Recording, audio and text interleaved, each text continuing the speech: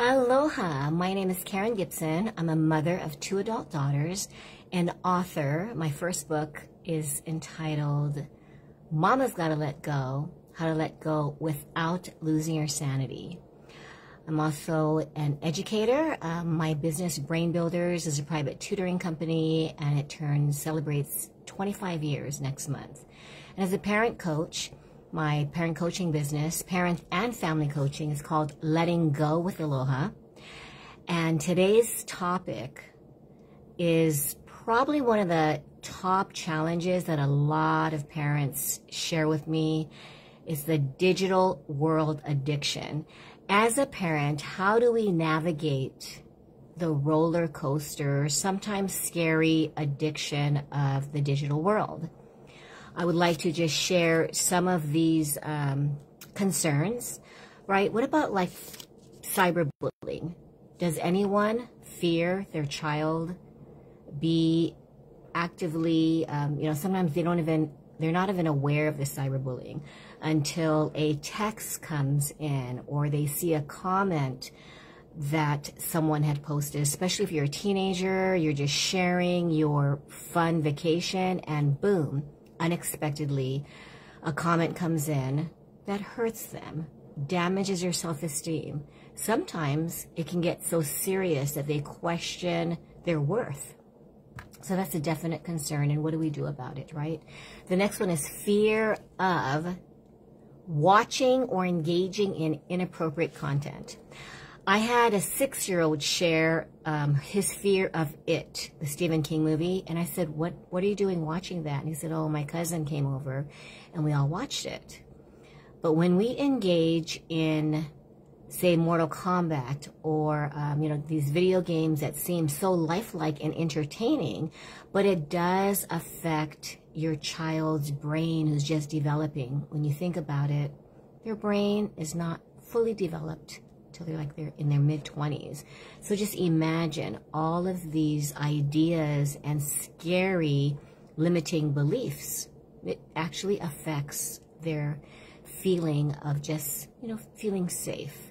So that's definitely a concern. The third one is, do you ever think about, does the digital world is always texting and not really talking face-to-face or even on the phone? I noticed that a lot of kids just would prefer texting, and the real fear or worry that parents have regarding feeling confident in engaging in face-to-face interactions, which will happen, right? They will have to apply for a job, and even if it's remote, sometimes they will have to go in. I know my daughter has to go in once a week. Other times, they will have to go into the office. Or if you're working at a retail, or even if you're a realtor or a doctor, a lot of us have social anxiety. I do as well. And so I was nervous. I might be looking at my notes because I haven't talked about the navigating the digital world talk. So forgive me if I'm like looking down, looking around. But I just really, this passion of mine in supporting parents, helping them navigate the roller coaster journey of parenting, whether it's a digital world, whether it's like, how do we prepare our kids, right, for adulthood without us, but also how do we, in this particular topic, how do we stop them from, it is a digital addiction, right? And there've been talk about the benefits of digital detox. I mean, think about it. I believe that everyone should have, and I know I fail at it daily because I'm posting or I'm sharing social media about my business, either parent coaching or tutoring. But do you have a digital detox day, a digital detox, maybe even a few hours? But the fear of appropriate social interaction without anxiety or worry is a real topic, a real fear. Another one is, and this is probably, please share in the chat or in the comments, do you fear that your children, because they're so obsessed, and I find this with tutoring, they can't wait to go back to their video game. Sometimes it's used as an incentive, but you can't always, right? It's like, okay, do 10 minutes of homework and then play 10 minutes of video games. But the, addiction of video games or the digital world can impact their focus on homework, on chores, on responsibilities, even on going to bed on time, right? 5 more minutes, 5 more minutes. So let's talk about it. What are the tips? I want to share some simple tips. They're simple, but they do take discipline, practice, and knowing that it's okay if your kids have a tantrum. You are rewiring their brains. We have to realize that modifying behavior, it gets far worse before it gets better, because they are testing boundaries and they're going to just make a huge, one of my students admitted, yeah, he has a mental meltdown because he doesn't want to either turn off the TV, stop playing the video games. They want to go to the next level. But the time limit rule will save your sanity, will force your kids to stop. So you give them a time limit. You have 20 minutes of video game playing. If it's a weekend, you have it's a good day, you have 45 minutes. But if you do not turn it off, if they say 5 more minutes, you turn it off for them, and they have a 24-hour digital detox. They'll learn quickly, because that one day of digital detox will feel like a lifetime. I've had kids think, what? What do you mean a whole day? And it's not a punishment. I always tell kids it's not a punishment, because we are so concerned about their brains and the way they develop. I tell them that you do harm and damage your brain when you're in that video game zone. And a lot of them will tell you, but there are benefits from it. I learn team playing. I learn how to strategize. I learn, all of these. Yes, they are a lot of mental strengths. But like with anything, if you engage in too much gaming, too much cell phone usage, you see these kids and they're stuck on their iPad, on their phones. Whether it's YouTube, social media, gaming, it is a real addiction. So setting the time limits will help you, but you have to follow through, no matter if there's tantrums, no matter if they just negotiate with you. Set the time limits and be very disciplined about that, okay? The second one is play to understand. I had a mom who did not want to do this, but I offered this suggestion, and she said, thank you, Karen, because it brought her closer to her son. And I tell all parents, whenever you interact with your kids, you either connect or disconnect. So really pause before you speak and ask yourself, will the thing that I'm about to say bring me closer to my child? Because it is the way you deliver your message, right? Can you just please stop those video games? That's just so annoying. You're going to just kill brain cells. Or, hey, remember we decided, you agreed, after 30 minutes, we're turning off the video games, and if you don't, it's a 24-hour detox to help your brain, okay? And that's it, no lecture. So when she played next to her child, she lost time and time again. He laughed, and it was definitely a moment of connection. But when you understand, sometimes you don't understand, and that's okay, but it provides an opportunity to play, connect, and once in a while you might see the thrill of, you watch your child so happy, and you think, well, no wonder he wants to engage in gaming, right? And then the last one is, establish open communication. I always say, listen more, lecture less, which is not easy to do. But when we listen and help children feel heard, understood, and not judged, think about the things that you say and how they make them feel. I have a 22-year-old daughter, and certain things I say, she'll be like, that makes me feel judged, right, Mom? She keeps me humble, and I'm realizing, a lot of the helpful suggestions, why don't you, that's normally something that they might feel inadequate. They're not doing what you tell them they should be doing. But just really open the communication and let them know, hey, I know it's fun. I know you love video games, but right now we're going to only limit X number of minutes and then you're done. And let's just play outside, or try to think of other activities that don't involve the digital world, okay? Last one, though, is parental controls. I know I said last before, but I think I have like 2 more.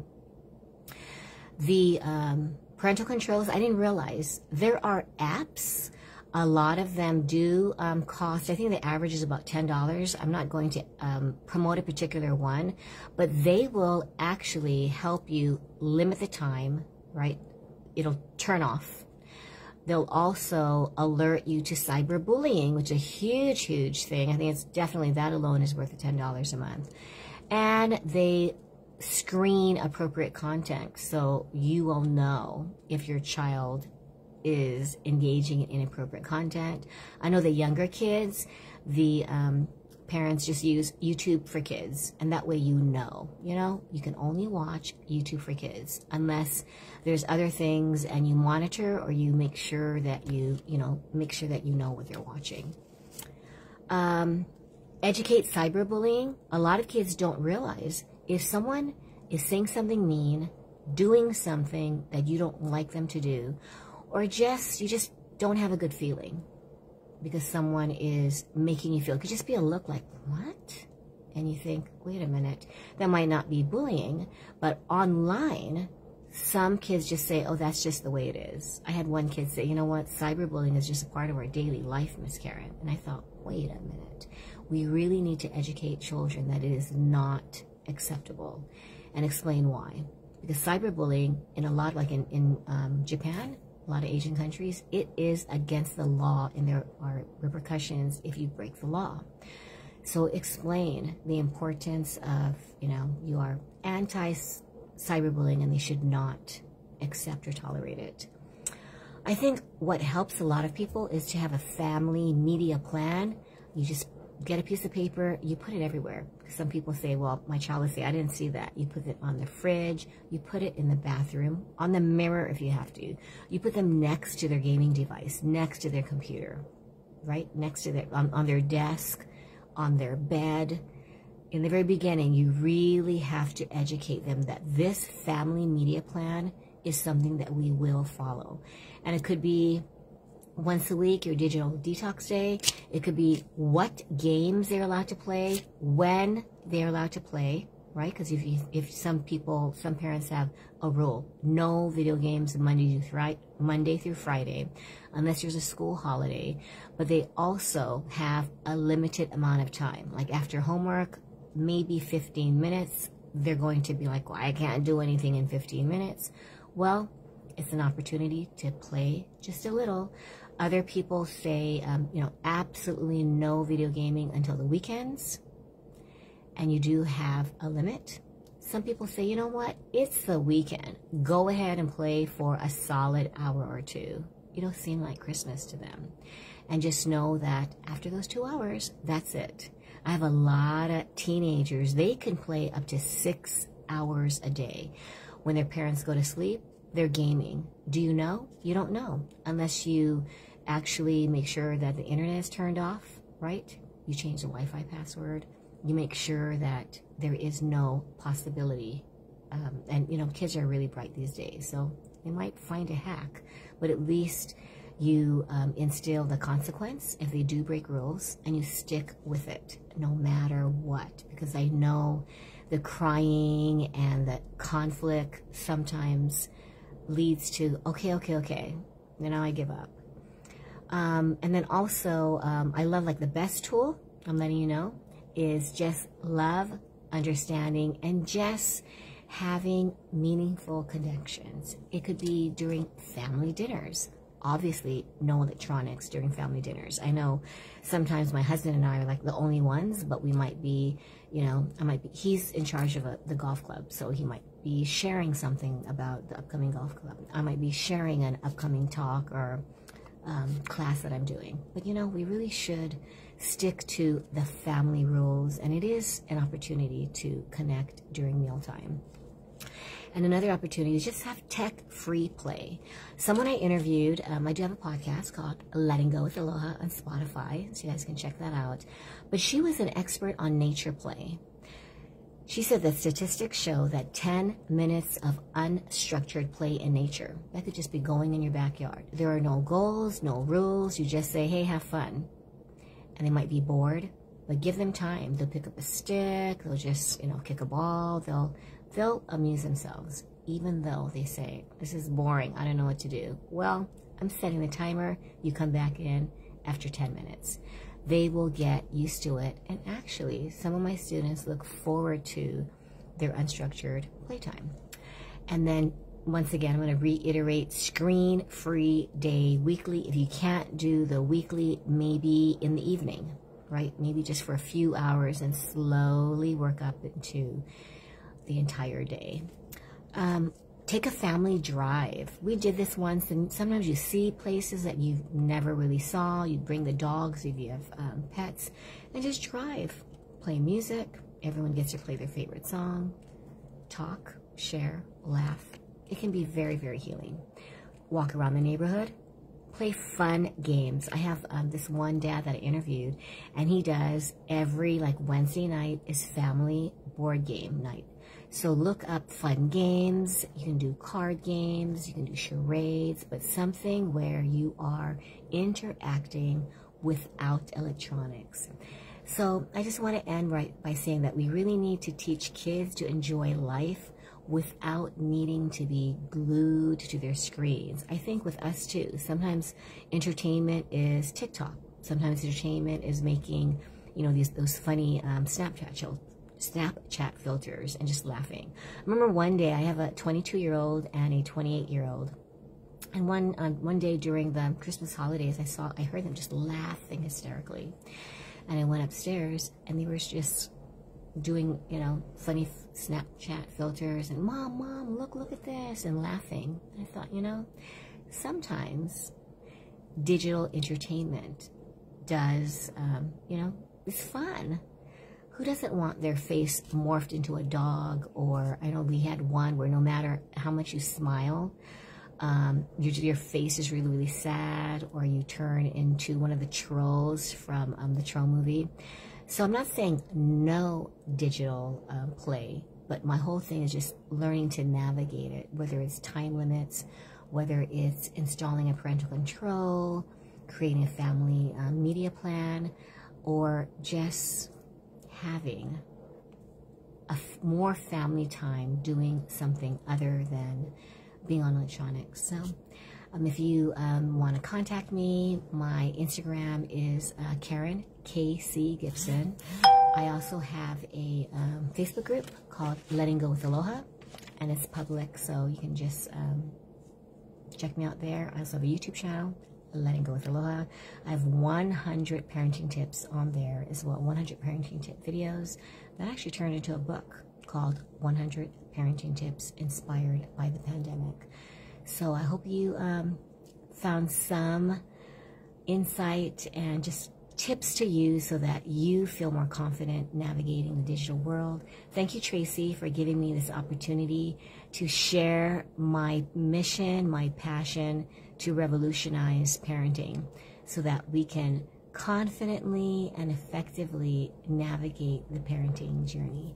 Enjoy the rest of your day. And I just wanted to add, if you're watching the replay, put #replay and one takeaway that you gained from the tips that I shared. Bye.